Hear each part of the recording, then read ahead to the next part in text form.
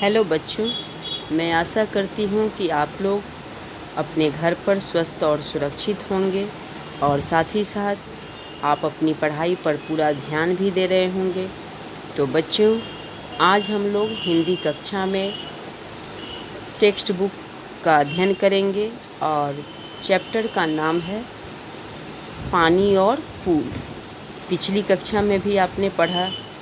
इस कहानी के लेखक महीप सिंह हैं, जिन्होंने अपने जीवन से जुड़ी घटनाओं की चर्चा इस कहानी में की है कि उनके साथ कैसी घटनाएं घटी थी।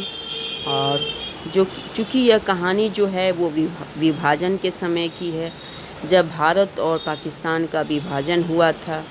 उस समय कैसे लोग एक दूसरे के जान के प्यासे हुए थे और उसी में कुछ ऐसे भी लोग थे जो नहीं, यह विभाजन होना नहीं चाहते थे, लेकिन आम जनता के चाहने न चाहने से क्या होता, जब उस समय के राजनीतिक नेताओं का यह दबाव था, जिस कारण यह विभाजन होना यानी विभाजन करना पड़ा।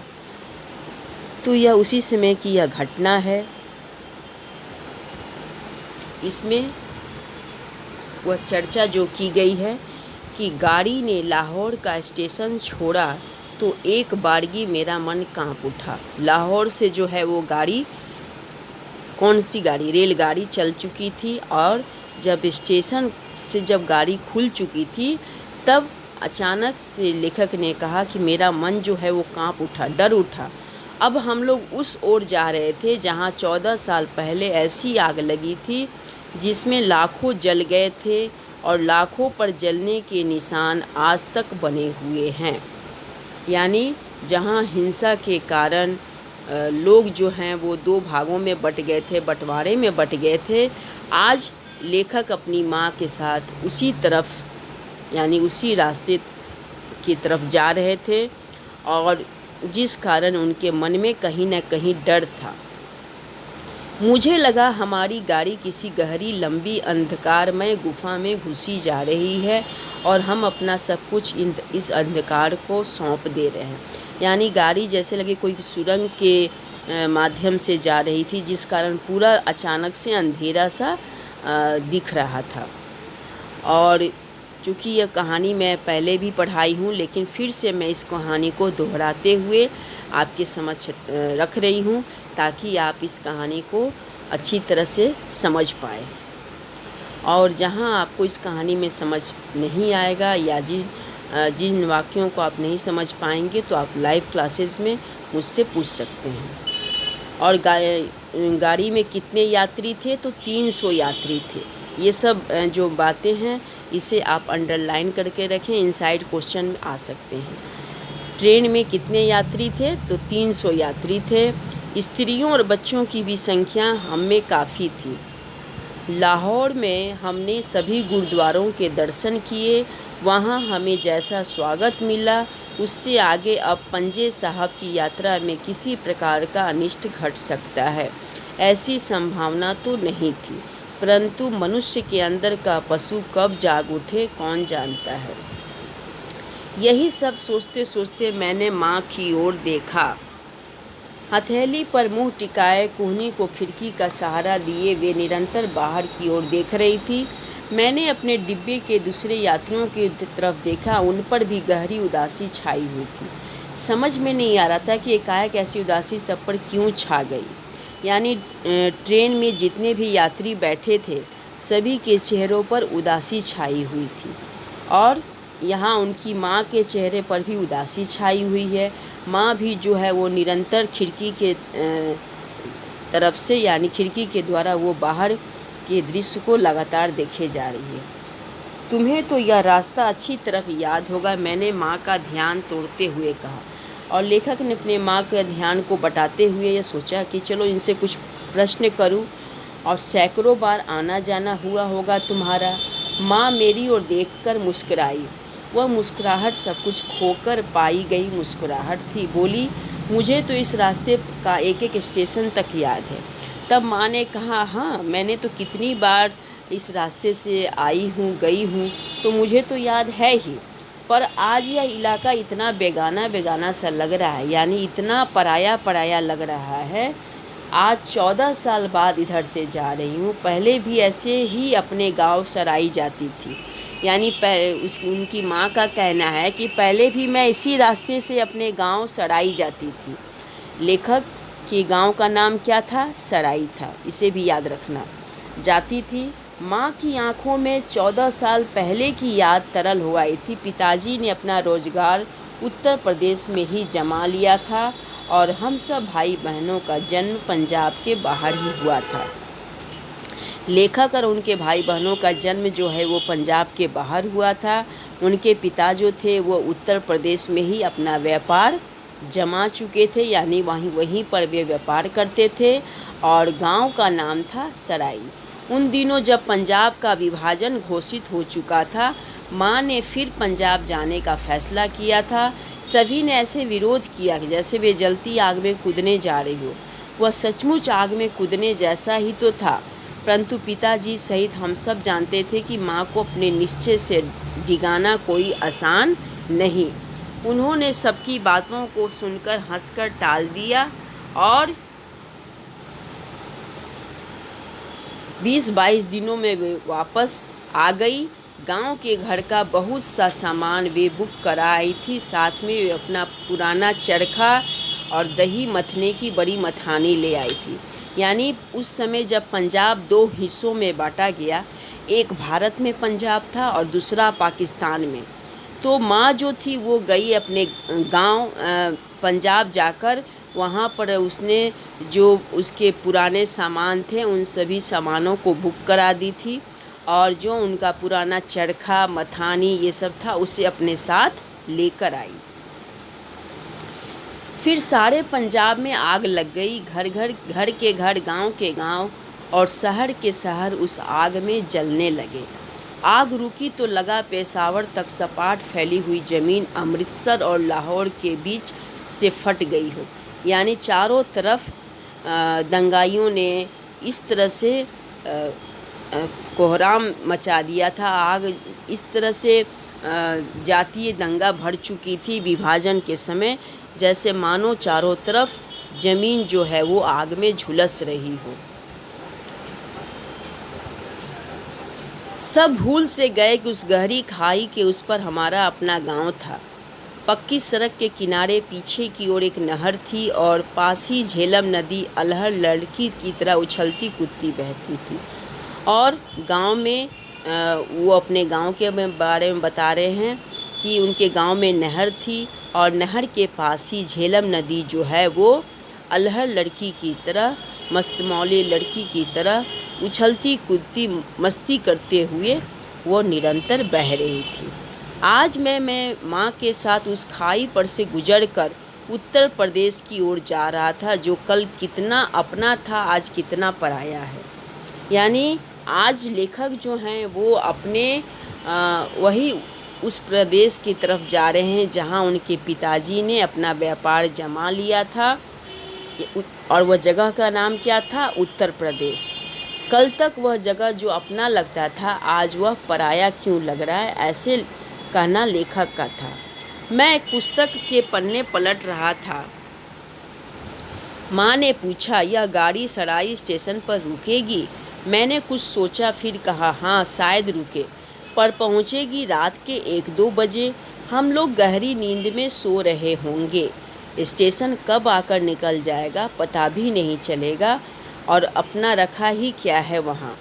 तब माँ ने पूछा कि अच्छा ये बताओ, क्योंकि ये लोग सराई गांव के रहने वाले थे, तो माँ के मन में उत्सुकता हुई कि यह जिस गाड़ी से हम लोग सफ़र कर रहे हैं वह गाड़ी जो है सराई स्टेशन पर रुकेगी, क्योंकि माँ को भी यह इच्छा थी वहाँ के दृश्य को देखने का कि कैसा वो वहाँ नज़ारा है, कैसा पहले के जैसा वो सब कुछ वहाँ है या नहीं, या वहाँ पर बदलाव हो चुका है।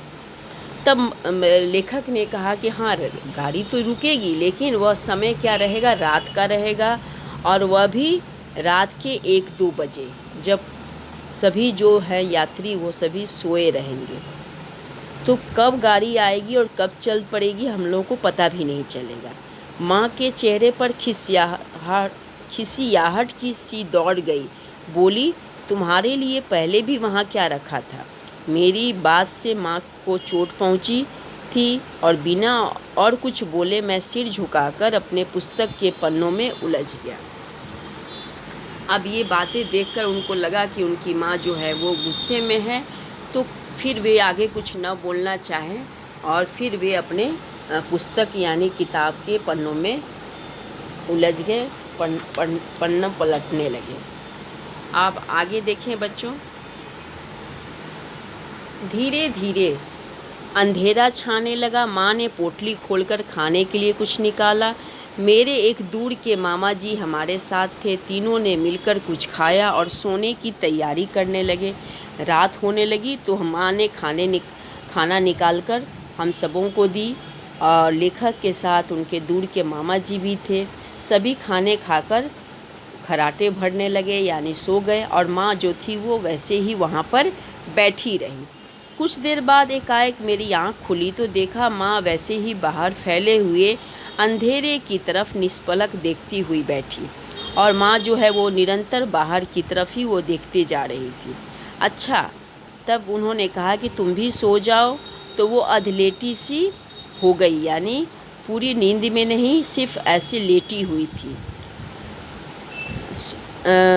अवस्था में कोई स्वप्न देखा हो ऐसा तो मुझे याद नहीं आता, पर उस नींद में भी कुछ घबराहट अनुभव हुई।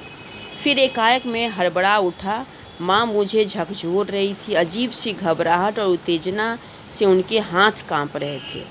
अचानक से शोरगुल की आवाज़ माँ ने सुना तो वे डर गई और लेखक को झकझोर कर उन्होंने जगाया।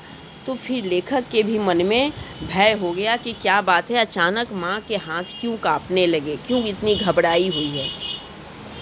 मैंने बाहर झांक कर देखा, हमारी गाड़ी छोटे से स्टेशन पर खड़ी थी। प्लेटफॉर्म पर लैंप पोस्टों की हल्की हल्की रोशनी थी और अजीब सा कोलाहल वहाँ छाया हुआ था। एक बारगी मेरा रोया रोया काँप उठा। 14 साल पहले की अनेक सुनी सुनाई घटनाएं बिजली बनकर कौंध गई, जब दंगाइयों ने कितनी गाड़ियों को जहाँ तहाँ रोककर लोगों को गाजर मूली की तरह काट डाला था। मामा जी भी जागकर मेरा कंधा हिला रहे थे, यानी लोगों की हलचल सुनकर, बाहर की आवाज़ सुनकर माँ और लेखक सभी जो थे वे जग उठे और सभी के आँखों के सामने 14 साल पहले हुई घटनाएं जो हैं वो आँखों के सामने घूमने लगी और वे लोग जिस कारण काफ़ी भयभीत हो चुके थे कि शायद वो घटना फिर से न दोहराई जाए, फिर से कहीं ये लोग गाड़ी रोककर लोगों को मारना काटना शुरू ना कर दें। तभी मेरे कानों में आवाज़ पड़ी। उस भीड़ में से कोई चिल्ला रहा था, अरे इस गाड़ी में कोई सराई का है। तो अचानक से आवाज़ बाहर की सुनाई दी कि बाहर के भीड़ में से कोई ने बोल रहा था कि इस गाड़ी में जो यात्री सफ़र कर रहे हैं उनमें से कोई सराई का है। यह कौन सा स्टेशन है? मैंने माँ से पूछा। माँ ने कहा सराई अपने गांव का स्टेशन है। बाहर से फिर आवाज़ आई, अरे इस गाड़ी में कोई सराई का है। मैंने माँ की ओर देखा, उनके चेहरे पर पूर्ण आश्वस्तता थी।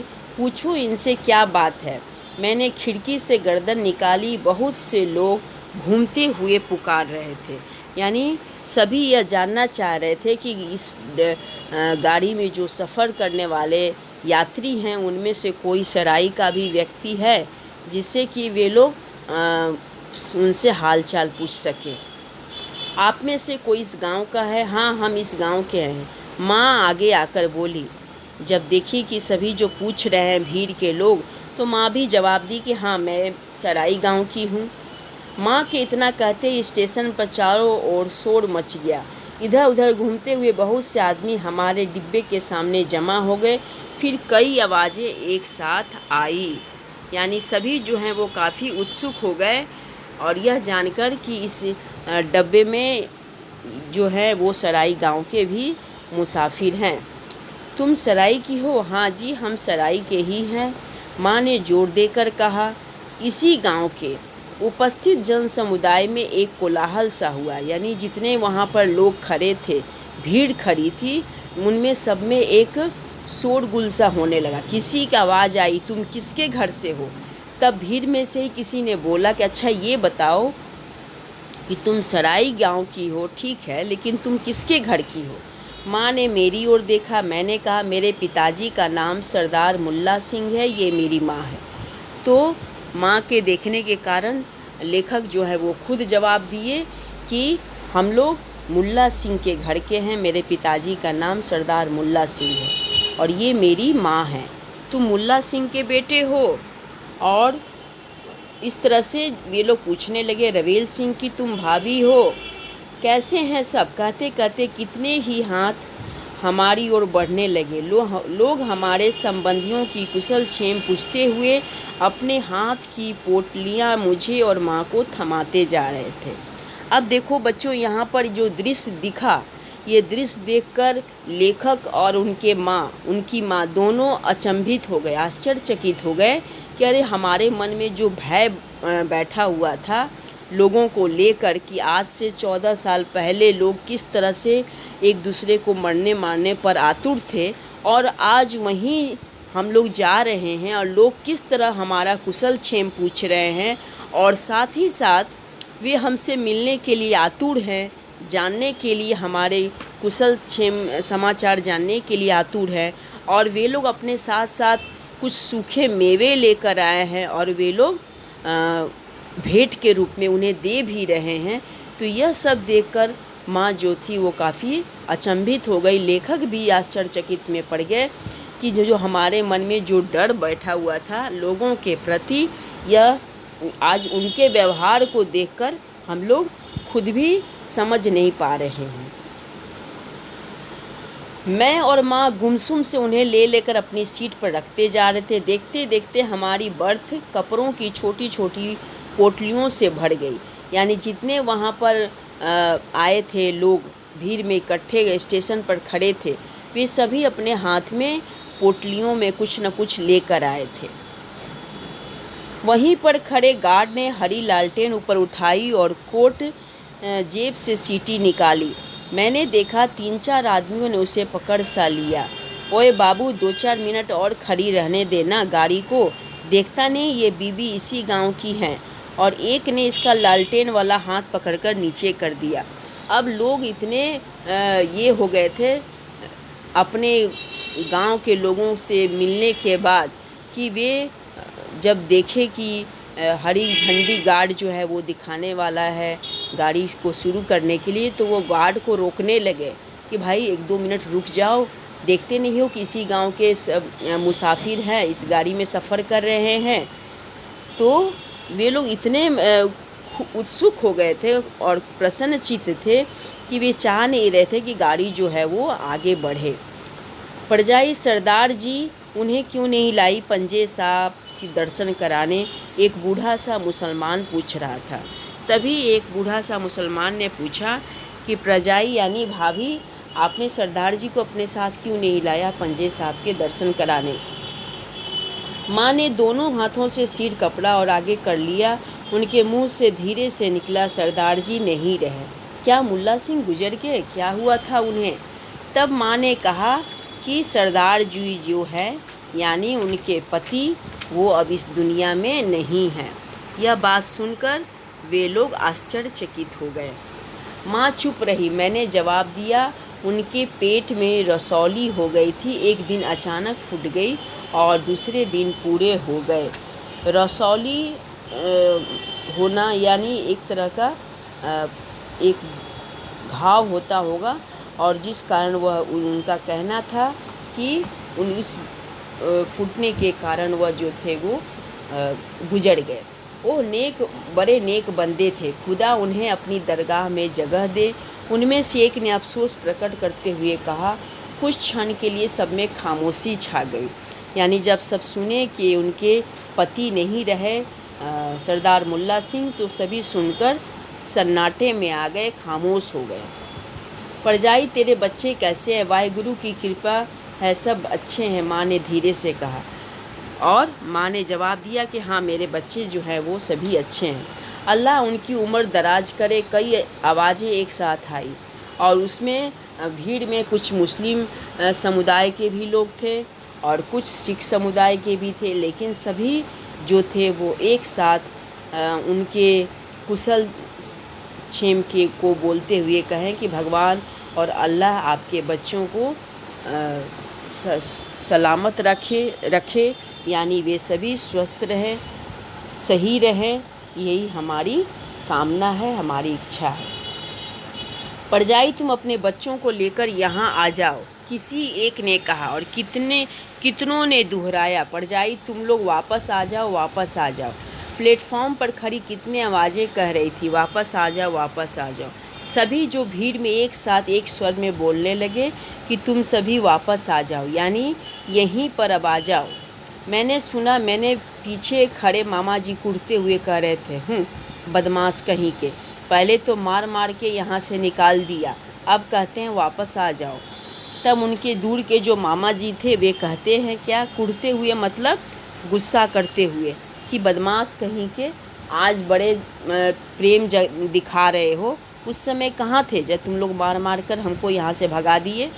पर प्लेटफॉर्म पर खड़े लोगों ने उनकी बात नहीं सुनी थी, वे कहे जा रहे थे, यानी वे बराबर बोले जा रहे थे, परजाई तुम अपने बच्चों को लेकर वापस आ जाओ। बोलो परजाई कब आओगी अपना गांव, तो तुम्हें याद आता है परजाई वापस आ जाओ। यानी गांव के जितने लोग थे वे सब बोल रहे थे कि परजाई मतलब भाभी वापस तुम आ जाओ, हम लोगों की यह इच्छा है। माँ के मुंह से कुछ नहीं निकल रहा था, वे सिर पर का कपड़ा संभालते हुए हाथ जोड़े जा रही थी। वे सबको हाथ जोड़कर इस तरह से सबसे विदा ले रही थी।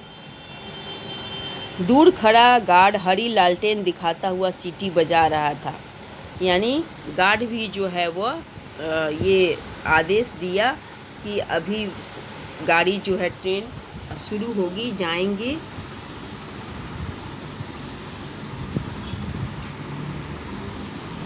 माँ की हाथ जुड़े हुए, अच्छा परजाई सलाम, अच्छा बेटे सलाम, रवेल सिंह को हमारा सलाम देना, सबको हमारा सलाम देना। माँ के हाथ जुड़े हुए थे और मुंह से गदगद स्वर में धीरे धीरे कुछ निकल रहा था। धीरे धीरे गाड़ी कुछ तेज हो गई। हम दोनों खिड़की से सिर निकाले हाथ जोड़े रहे। भीड़ के लोग वहाँ खड़े हाथ ऊपर उठाए चिल्लाते रहे और माँ जो है वो हाथ जोड़कर लोगों से विदा हो रही थी और जितने वहाँ पर भीड़ में लोग खड़े थे वे सभी चिल्ला रहे थे, वापस आ जाओ, वापस आ जाओ। गाड़ी स्टेशन के बाहर निकल आई तो मैंने बर्थ से पोटलियाँ उठाकर एक ओर की और माँ से कुछ कहने के लिए उनकी ओर देखा। माँ की आंखों से आंसुओं की अविरल धार बह रही थी। वे बार बार दुपट्टे से आंखें पोंछे जा रही थी, पर टूटे हुए बांध का पानी बहता जा रहा था। यानी टूटे हुए बांध, यहाँ लेखक का कहना है कि जिस तरह नदी का पानी जब बांध को तोड़कर आगे बढ़ जाता है तो वो निरंतर बहते रहता है, ठीक उसी तरह यहाँ उनकी माँ की स्थिति बन चुकी थी। यानी माँ के आँखों से निरंतर आंसू जो है वो टूटे हुए बांध की तरह बहते जा रहे थे। हमारी गाड़ी, अब यहाँ पर बच्चों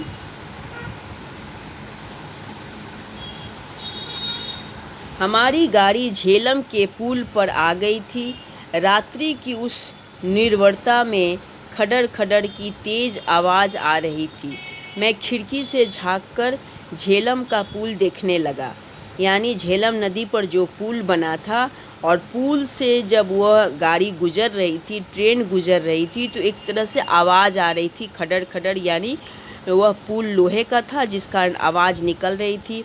अब लेखक जो है वो रात्रि का समय था तो वो अपनी खिड़की से झांककर बाहर पुल को देख रहे थे।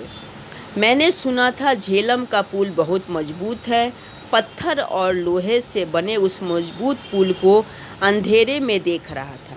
रात्रि का समय था और जिस कारण वे लोग उस पत्थर और लोहे से बने उस मजबूत पुल को देख रहे थे और मेरी दृष्टि नीचे की ओर भी जा रही थी जहाँ घूप अंधेरा था, यानी बहुत गहरा अंधेरा था। घूप अंधेरा मतलब गहरा अंधेरा, पर मैं जानता था वहाँ पानी है। तो जब लेखक ने नीचे देखा कि काफ़ी अंधेरा दिख रहा है, लेकिन होता क्या है कि रात में जब कोई नदी दिखती है और तो उस समय नदी का पानी नहीं दिखता, पूरा अंधेरा जैसा लगता है। तो वही सेम जो दृश्य है वो लेखक को लग रहा था, लेकिन जब लेखक ने याद किया तो लगा कि नहीं, अरे ये तो झेलम नदी का पानी है, जो कि घूप अंधेरा जैसा दिख रहा है, यानी काफ़ी गहरा अंधकार जैसा यह दृश्य दिख रहा है। झेलम नदी का कलकल करता हुआ स्वच्छ और निर्मल पानी जो उस पत्थर और लोहे के बने हुए पुल के नीचे बह रहा था। और इस तरह झेलम नदी का पानी, स्वच्छ पानी, साफ पानी जो है वो निरंतर उस पुल के नीचे बह रहा था और गाड़ी जो है वो अपने अगले सफ़र की तरफ बढ़ चली थी। और इस तरह लेखक जो हैं वो अपने साथ जुड़ी हुई जो घटनाएं उनकी हुई थी उनका इन्होंने इस कहानी में वर्णन किया है। और जो कि विभाजन के समय बहुत से ऐसे घर थे जो भारत के लोग वो पाकिस्तान में चले गए और पाकिस्तान से बहुत लोग जो है वो भारत में आ गए और ज़्यादातर लोगों का जो जीवन था वो अस्त व्यस्त हो चुका था और लोग जो थे वे अपने अपने जान और अपनी अपनी माल धन संपत्ति को भी गंवा बैठे थे। तो वो विभाजन काफ़ी भयानक और तबाही पूर्ण वाला था, यानी चारों तरफ तबाही और भयानक क्रूरता लोगों में देखने को मिली थी, जिस कारण इस कहानी में लेखक और उनके माँ भी जो थी वो इस विभाजन के दृश्य को देखकर काफ़ी भयभीत थे, डरे हुए थे। लेकिन जब उन्होंने सराय स्टेशन पर लोगों का व्यवहार देखा, गांव के लोगों का व्यवहार देखा, तो उनके अंदर वह बदलाव को देखकर वे भी आश्चर्य में पड़ गए। उनके ऊपर भी वे अपने आप पर विश्वास नहीं कर पा रहे थे कि आज से 14 साल पहले जिस जगह पर घटनाएं घटित हुई थी, आज उसी जगह हम लोग उस जगह से गुजर रहे हैं, लेकिन लोगों के मन में कितना बदलाव आ गया है, लोग वापस उन्हें बुला रहे हैं। तो बच्चों, इस कहानी को आप लोग ज़रूर पढ़ें। तो मैं आशा करती हूँ कि मैंने दोनों कक्षाओं में इस कहानी को अच्छी तरह से पढ़ाया और समझाया। तो जहाँ भी आपको समझ में न आया हो तो आप लाइव क्लासेस में मुझसे पूछ सकते हैं, लेकिन आप घर पर भी इस चैप्टर को ज़रूर रीडिंग करेंगे।